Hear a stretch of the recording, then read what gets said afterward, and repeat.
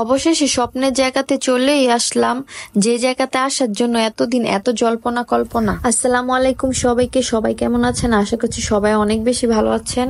আজ দ্বিতীয় দিন, সকাল সকাল ঘুম থেকে উঠে আমরা রেডি হয়ে বিচে যাব। ভাবলাম আগে সবাই নাস্তা করে নেই, দেন বিচে যাব। এখানে সবাই নাস্তা নিয়ে আমার জন্য ওয়েট করছে। এখানের খাবারগুলি বেস্ট, বিশেষ করে এই ডিম খিচুড়ি।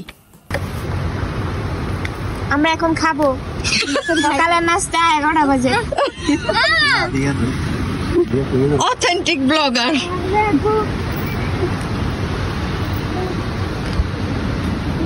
এই সমুদ্র দেখে দেখে ব্রেকফাস্ট করার মজাই আলাদা। আর পানির কালার আর গাছগুলির জন্য এখানকার সৌন্দর্য আরো বেড়ে যায়। আলহামদুলিল্লাহ, আল্লাহর নিয়ামত, এত সুন্দর জায়গা আমরা দেখতে পাচ্ছি।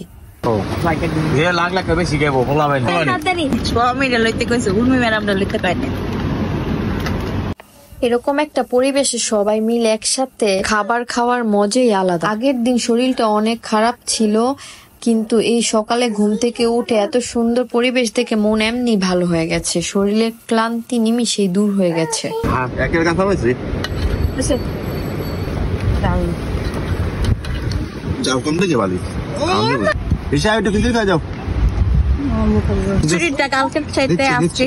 বেশি হয়েছে কালকের খিচুড়িটা একটু বেশি মজা ছিল। আমার অনেক ঠিক আছে, আমার তো অনেক ভালো লাগতেছে। না মজা ডোলা লবণ বেশি দেখে খাবারের স্বাদটাই বেড়ে গেছে।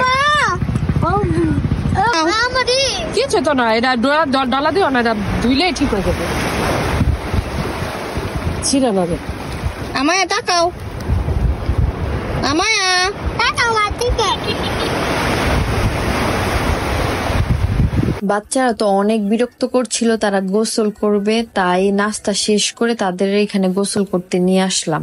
আর এখান দিয়ে ফজলু ভাই ভাবিকে নিয়ে সাইকেলিং করছে। আমি তো সাইকেল চালাতে পারি না, আমার এমনি অনেক ভয় লাগে। আর আমায়া তো সারাক্ষণই বালু দিয়ে খেলা, পানি আর বালু, পানি আর বালু। আর আমি কিছুক্ষণ পর পরই ওর জামা চেঞ্জ করি। কি যে একটা বিরক্ত, ঘুরার থেকে প্যারাগ্রাফ।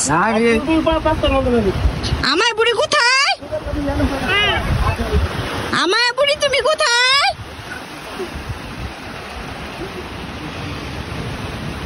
তুমি কি পাগল?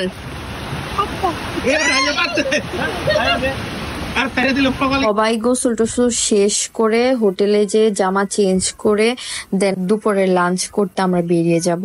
আমাদের গ্রুপিং এর সবার একসাথে কোনো পিক নাই, তাই আমরা এখানে সবাই মিলে একটু ভিডিও করলাম। লাঞ্চ শেষ করে আমরা এখানে একটু ঘোরাঘুরি করব। বাচ্চা কাচ্চা নিয়ে যেহেতু অনেক জার্নি হয়েছে, তাই আমি চাচ্ছি না যে অন্য কোনোখানে যাই একটু ঘুরি। আমাদের হোটেলের পাশে সমুদ্র, এখানে যেহেতু ভাটার টাইম, পানি অনেক দূরে, রাত হলেই পানি একদম হোটেলের কাছে চলে আসে। এই মানুষটা আমার জীবনে এসে আমার জীবনটা অনেক সুন্দর করেছে। আমি যেগুলা জীবনে কল্পনা করেছি সেগুলা সে বাস্তবে পরিণত করেছে। মানে এমন কোনো জায়গা নাই যে সে আমাকে ঘুরতে নিয়ে যায় না। এই তো আমরা জামাই বউ মিলে একটু ফটোশুট করলাম। ওই দিনের ওয়েদারটাও অনেক সুন্দর ছিল, ভিডিওর কালারও অনেক সুন্দর এসেছে। এখানে আমাদের লাভ বার্ডের ফটো সেশন চলছে। এখন বিকাল পরে সন্ধ্যার টাইম, এখনকার ভিউটা অনেক সুন্দর। আমায়া তুমি কি ফকির নিয়েছো?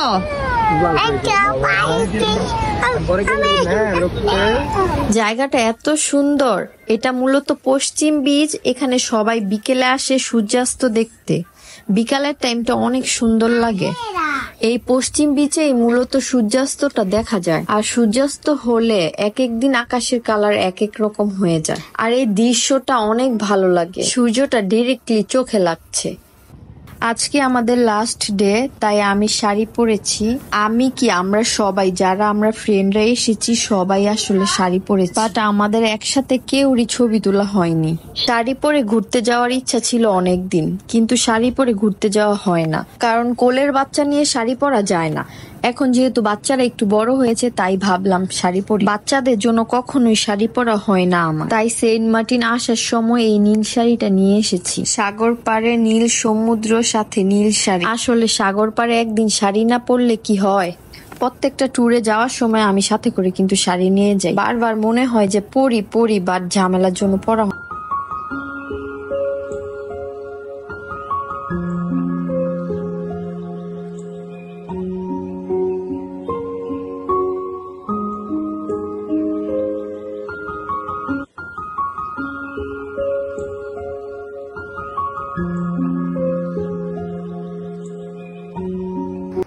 এই তো আমাদের লাস্ট লাঞ্চ। 2টার দিকে আমরা রওনা দিয়ে দিব কক্সবাজার যাওয়ার উদ্দেশ্যে। ওইখান থেকে আমরা বাসায় চলে যাব। আমরা মূলত ওই দিন হোটেলেই লাঞ্চ করেছি, ইলিশ মাছ ভাজা, ভর্তা, ডাল এসব দিয়ে। এই তো আমরা রওনা দিয়ে দিলাম কক্সবাজার যাওয়ার উদ্দেশ্যে। জাহাজে এই আপুটার সাথে দেখা হয়। আমার মেয়ে তো এই আপুর সাথে বাসায় চলে যাবে বলছে। উনাকে চিনেও না আমার মেয়ে, উনাকে কখনো দেখেও নাই। এত মিশুক স্বভাবের হও কি ভালো, এই আপুটার সাথেই নাকি ও চলে যাবে।